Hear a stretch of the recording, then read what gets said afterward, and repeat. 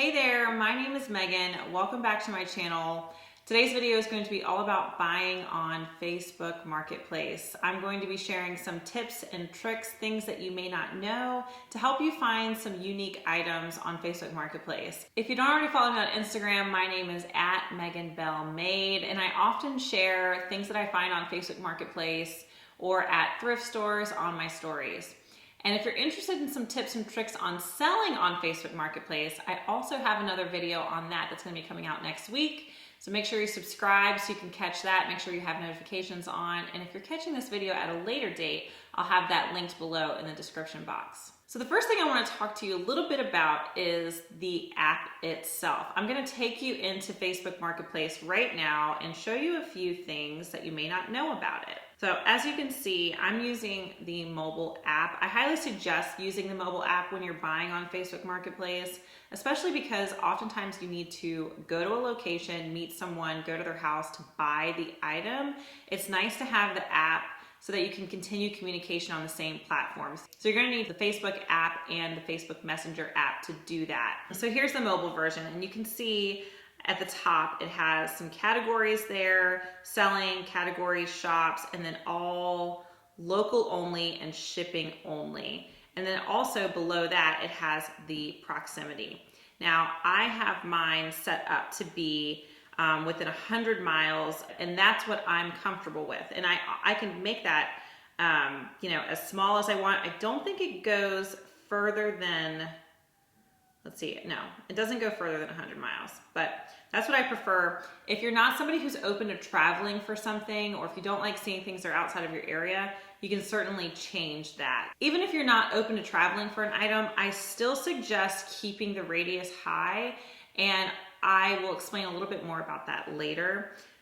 But that is the first thing I would make sure you have selected there. And then the other thing is, when you're searching through the app, you have this local only option, which I really like that because usually I am buying furniture, things that,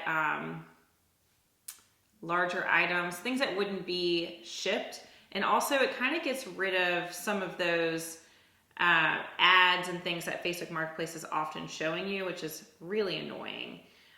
Just right off the bat, I'm just gonna, look at that. Only $95. That's a really good deal. That looks like an oak washstand. Of course, they have it labeled as vintage table.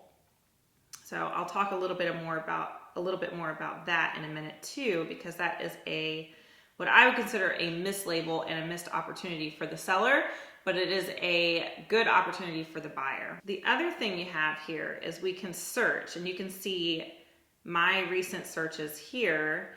I'm gonna do dining table again, but I'm just gonna type that in, dining table. Say I'm looking for a dining table. And we see there's some sponsored ones here. Lots of dining tables. I really hate that Facebook is doing this now where I'm seeing all of these ads. I'm trying to buy secondhand. I don't need ads from James and James, whoever that is. But there's lots of options here that we can look through.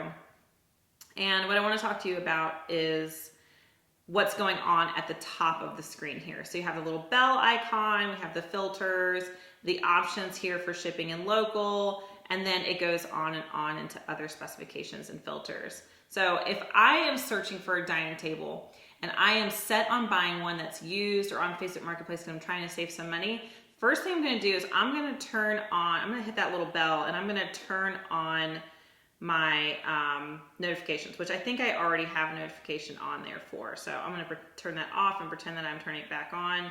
And it gives me the option to create the alert. So anytime someone posts something under the category dining table in my area within that 100 miles, I'm going to get a notification on my phone for that. And I love that. And I think that's an important tool to use.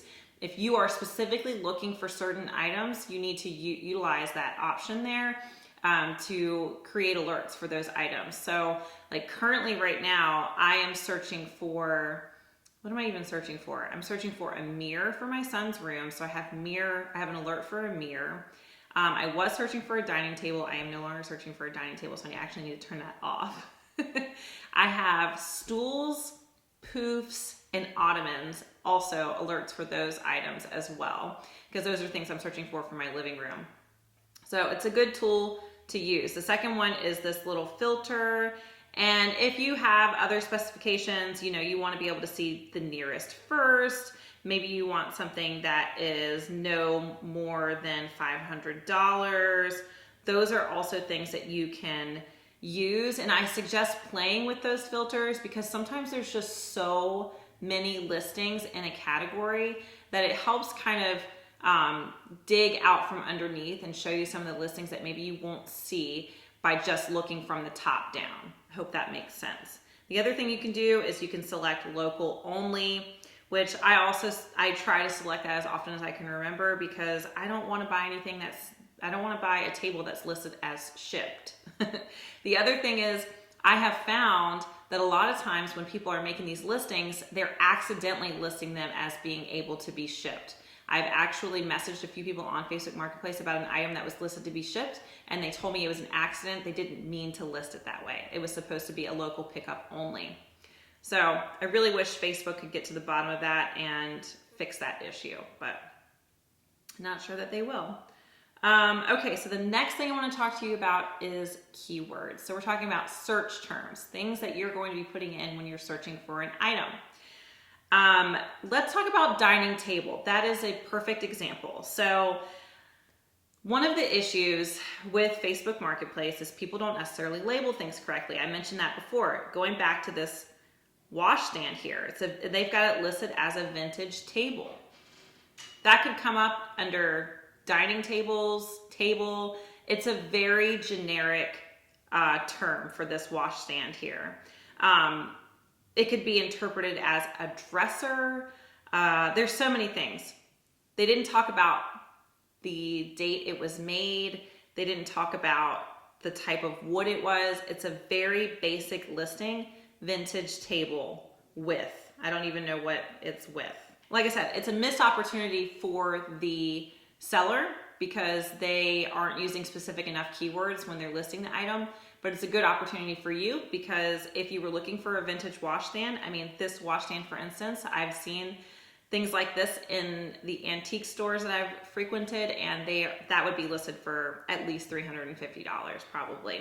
And they only have it listed for $95. In fact, if I was looking for something like this, I would literally run out and buy it right now because it's so cute and it looks like it's in perfect condition.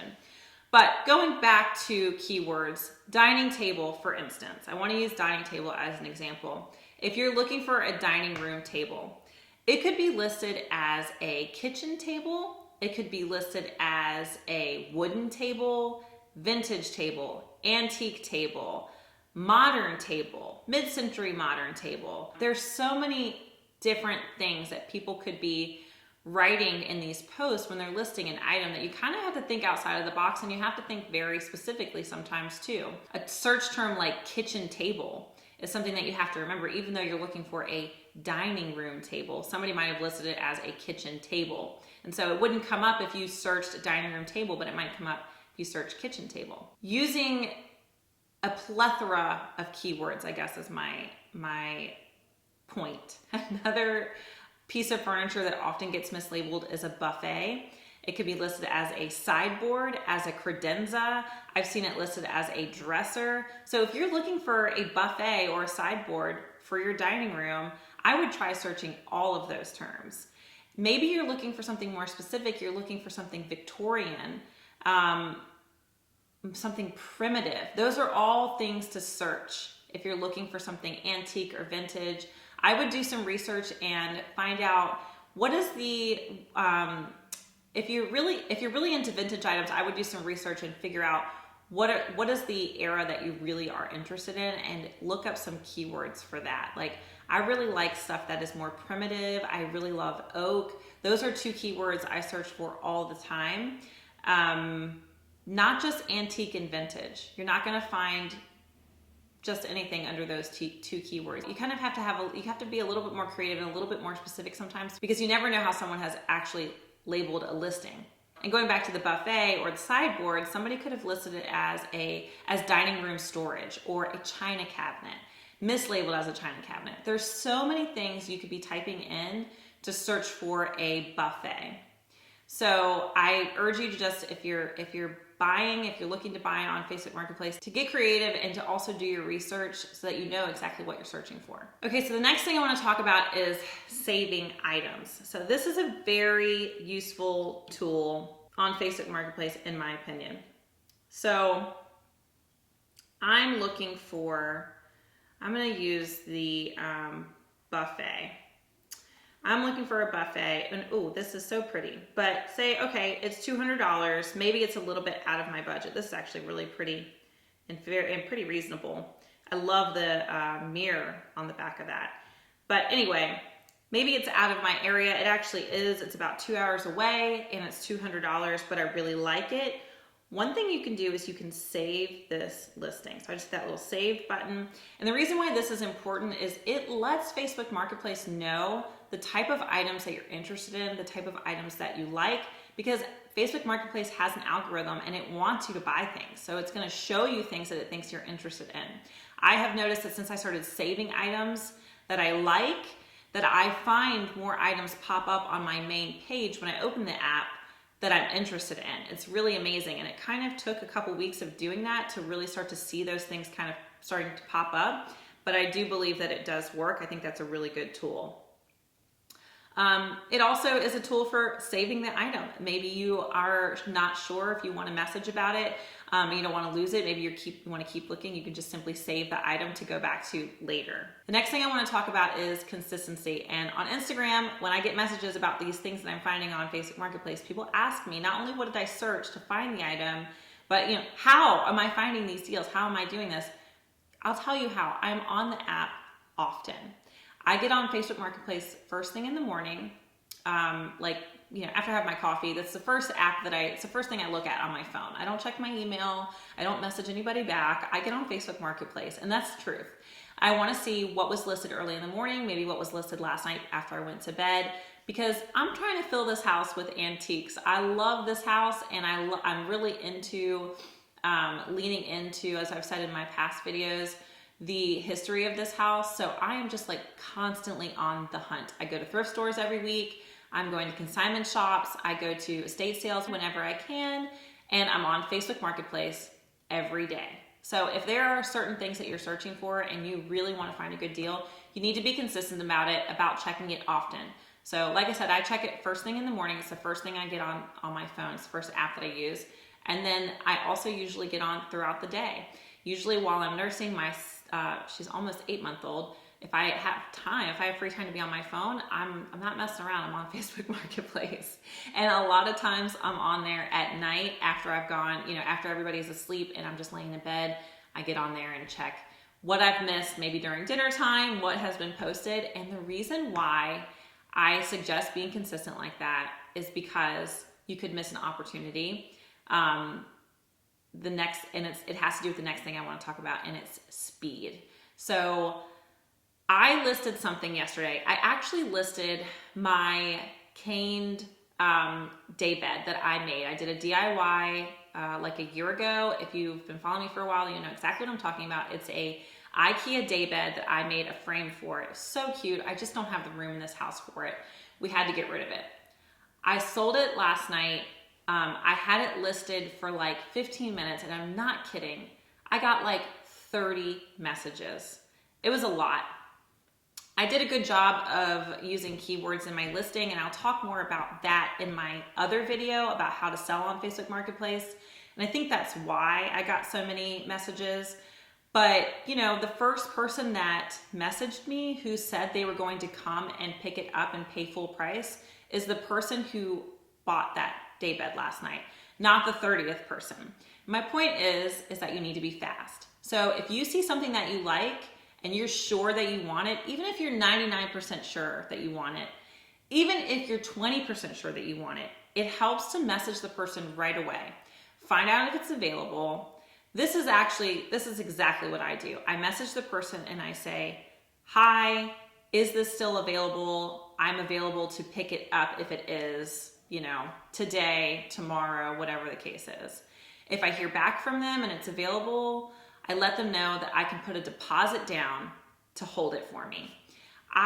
The reason I do this is because most people who are seasoned on Facebook Marketplace such as myself, have had so many people flake on them. I don't hold items. I don't hold them for longer than a few hours. If you say you're gonna come today and you're gonna pick it up, that's as long as you have, like a few hours to come pick it up. Because I've been burned in the past and had people say they were gonna come the next day, they won't message me back, and then I've been holding it, and then the listing is still on there, and it's just a mess. So I let the person know that I'm interested and that I'm serious by offering a deposit. And the ways that you can give a deposit is like through Venmo, Cash App, PayPal. Doesn't need to be a lot of money. I usually only send $5 or $10 depending on the value of the item. If it's a $100 item, then I send like $10.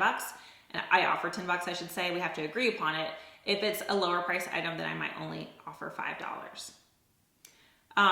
With that being said, oftentimes if I'm quick and I offer a deposit, the person knows that I'm serious and I end up getting the item. The next thing I want to talk about is bargaining. You need to know when it's appropriate, when it's inappropriate to bargain. And if something was listed an hour ago and it's a good price and you're quick on messaging, I don't think I would negotiate. I would probably pay full price, whatever it is, if it's a good price.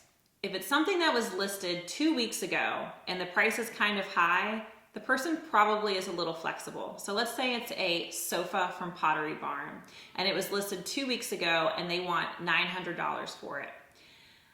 I would say it's safe to offer, and if you think it's worth it, maybe $750. And you could say something like, hey, is this still available? I can come tonight and I can give you $750 cash. That is very tempting for the seller, and they probably will take that offer if I had to guess. That sort of thing has worked for me in the past. But like I said, if it's something that was listed an hour ago, and like that vintage table that I showed earlier, that was listed, let's see, when was that listed? Let's just use that as an example. Let's see, there, where did it go?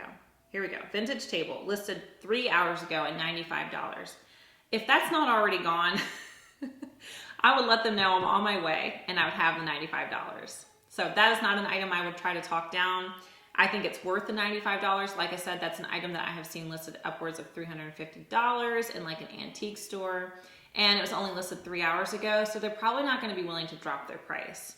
I know for me personally, and I'll talk a little bit more about that in my selling video, I don't typically drop my prices until after it's been listed, an item has been listed for 72 hours. And this is because I'm thoughtful about what I price things at. I'm not just like trying to get the most money I can or trying to rip people off. I think about how much money I paid for it, how much wear and tear is on it, and I price it accordingly. So I don't drop my prices within the first 72 hours. I kind of don't expect other people to do it within the first few days either. So like I said, if something's only listed 3 hours ago and it's a good price, I would jump on it. And so while we're on the subject of pricing and money, you want to make sure that you are available to pay.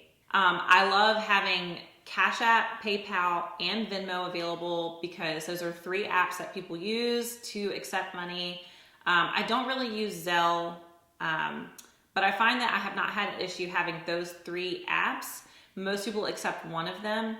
And then also some people only want cash. There was a huge change with the IRS this past year about items over $600 needing to be accounted for. So if you're buying an expensive item or a big piece of furniture, it might be more prudent of you to offer cash. And I know that that's a little tricky, but the problem is that the person that you buy it from might have to actually pay taxes on it. So it's nice to be able to pay cash if that's the case. And also just being able to quickly give a deposit. If you're serious about an item, being able to say, hey, I can Venmo you $10 right now to hold this for me until tomorrow or this weekend or whatever the case is. So just having those funds on hand and having those apps available to be able to use them so that you can be sort of first in line. So the next thing I want to talk about is kind of being able to see is the term the forest through the trees? I think that's it. Being able to see the forest through the trees. Being able to see the potential in things, because a lot of the things that I have found on Facebook Marketplace that I really love had really crappy pictures. So it's okay. You know, some people aren't really great at taking pictures or writing descriptions. And that goes back to what I was talking about with keywords and being able to search more specific things or more basic things based on what you're looking for, because you never know how someone has set up a listing. It's the same thing with pictures. Sometimes they don't take good pictures. Sometimes they forgot to measure. You know, I went and looked at a table one time before I asked for measurements, and it was like this tiny little table, and I thought it was going to be this huge table. It turned out it wasn't. It's my fault. I didn't ask for measurements. So that is something you need to do when you're looking at these listings. You know, the first thing I always say to do is to ask if it's available, offer a deposit to hold if you're interested in. That lets the person know you're serious, and it's perfectly okay to then ask more questions. Can I see more photos of this? Can I see the back of that dresser? Can I see the inside of the drawer? How tall is it? Do you have the measurements for it?